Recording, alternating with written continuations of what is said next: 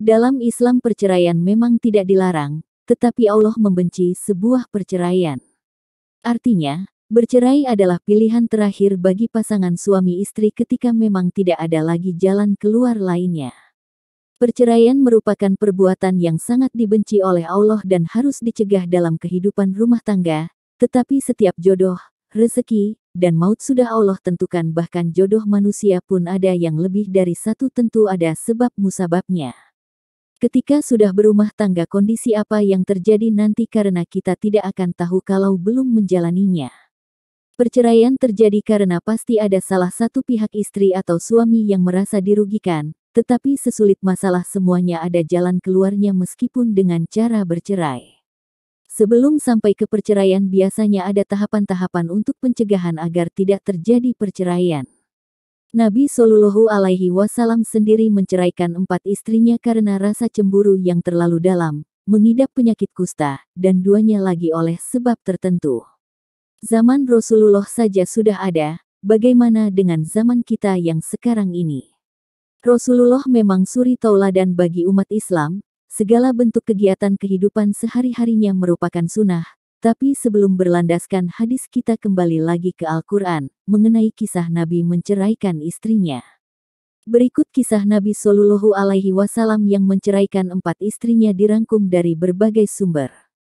Nama lengkapnya Aliyah binti Zipyan bin Amr bin Auf bin Abde bin Abi Bakar bin Kilabal Kilabiyah. Perempuan dari Bani Rabiah ini dikenal sebagai Ummul Masakin, ibu orang-orang miskin, karena ia gemar bersedekah. Nabi Shallallahu Alaihi Wasallam pernah menikahinya, tetapi menceraikannya.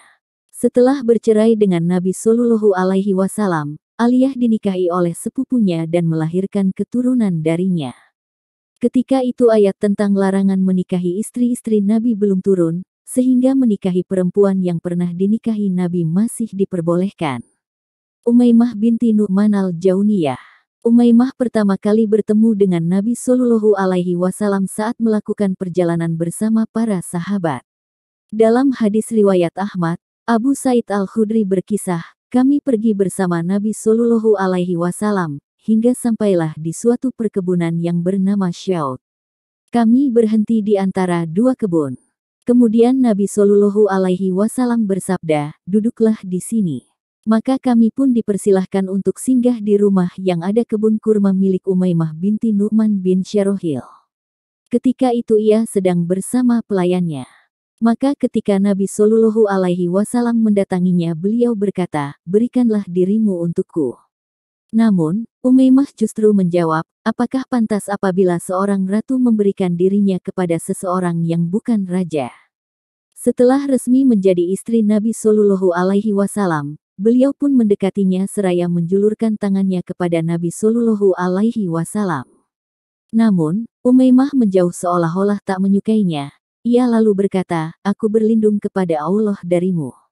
Maka beliau pun bersabda, sesungguhnya engkau telah berlindung dengan Zat yang Maha Agung, maka kembalilah kepada keluargamu.